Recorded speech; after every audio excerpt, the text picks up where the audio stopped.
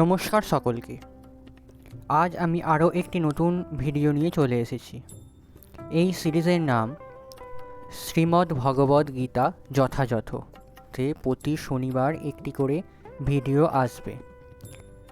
এই সিরিজে আমি আপনাদের বলবো শ্রীমদ্ ভগবদ্ গীতার প্রত্যেকটি শ্লোক এবং তার বাংলা অর্থ ও তর্জমা। শ্রীমদ্ ভগবদ্ গীতার দ্বিতীয় অধ্যায় সাংখ্যযোগের শ্লোক নাম্বার 47 ও 48। শ্লোক নাম্বার 47। কর্মণ্যেবাধিকারস্তে মা ফলেষু কদাচন মা কর্মফলহেতুর্ভুর মা তে সংজ্ঞহস্ত কর্মাণি। অনুবাদ: স্বধর্মবিহিত কর্মে তোমার অধিকার আছে, কিন্তু কোনো কর্মফলে তোমার অধিকার নেই।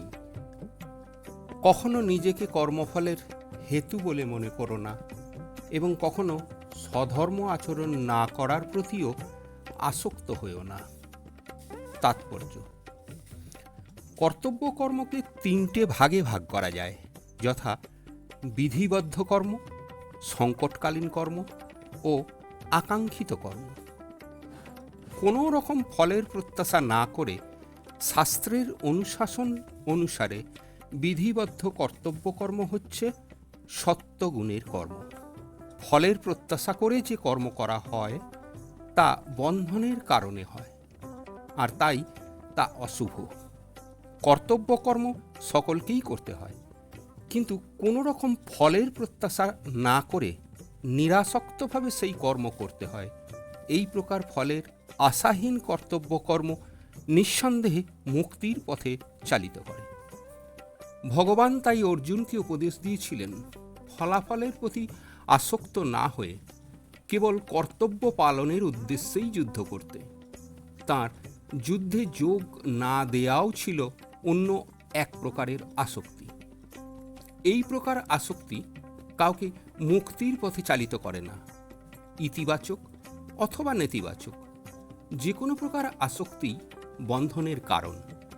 কর্তব্য কর্ম থেকে নিষ্কর্মার মতো বিরত থাকা পাপ।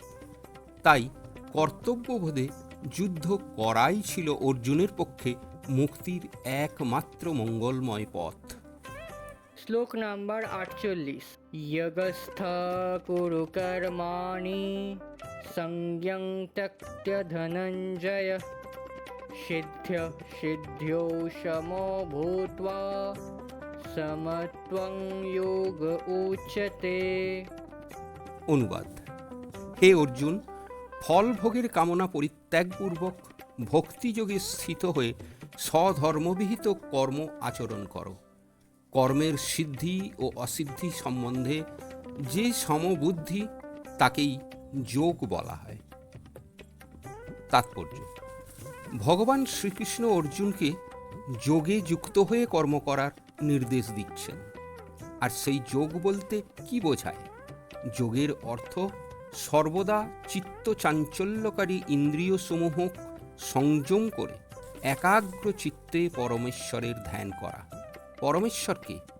পরমেশ্বর স্বয়ং ভগবান শ্রীকৃষ্ণ। আর যেহেতু তিনি নিজেই অর্জুনকে যুদ্ধ করতে আদেশ করছেন, সুতরাং সেই যুদ্ধের ফলাফল নিয়েও অর্জুনের চিন্তা করার কিছু নেই। লাভ অথবা জয় হচ্ছে শ্রীকৃষ্ণের ইচ্ছাধীন। অর্জুনের কর্তব্য কেবল শ্রীকৃষ্ণের নির্দেশ অনুসারে যুদ্ধ করা। শ্রীকৃষ্ণের আদেশ পালন করাই প্রকৃত যোগ, এবং কৃষ্ণ ভাবনামৃত নামক পন্থার মাধ্যমে তা অনুশীলন করা হয়। কৃষ্ণ ভাবনামৃতের প্রভাবেই কেবল অহংকার মুক্ত হওয়া সম্ভব। ভগবানের দাসত্ব বা ভগবানের দাসের দাসত্ব স্বীকার করতে হবে। সেটিই কৃষ্ণ ভাবনার কর্তব্য পালনের যথার্থ পন্থা, যা একান্তভাবে যোগ সাধনের মাধ্যমে পরম সহায়ক।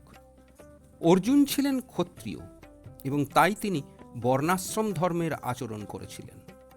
বিষ্ণু পুরাণে বলা হয়েছে, বর্ণাশ্রম ধর্মের একমাত্র উদ্দেশ্য শ্রী বিষ্ণুকে তুষ্ট করা। জড়জগতের নিয়ম অনুসারে নিজের সন্তুষ্টি বিধানের জন্য প্রয়াস না করে কেবল শ্রীকৃষ্ণকেই সন্তুষ্ট করা উচিত।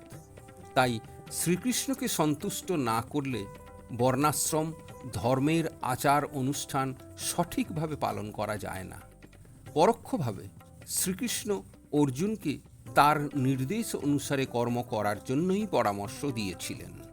আজ এই পর্যন্তই। ভিডিওটা কেমন লাগলো অবশ্যই কমেন্ট করে জানাবেন। ভিডিওটা ভালো লাগলে চ্যানেলটা সাবস্ক্রাইব করবেন, পাশে থাকা বেল আইকনটি প্রেস করে দেবেন, লাইক, কমেন্ট এবং শেয়ার করবেন। সম্পূর্ণ ভিডিওটি দেখার জন্য অসংখ্য ধন্যবাদ।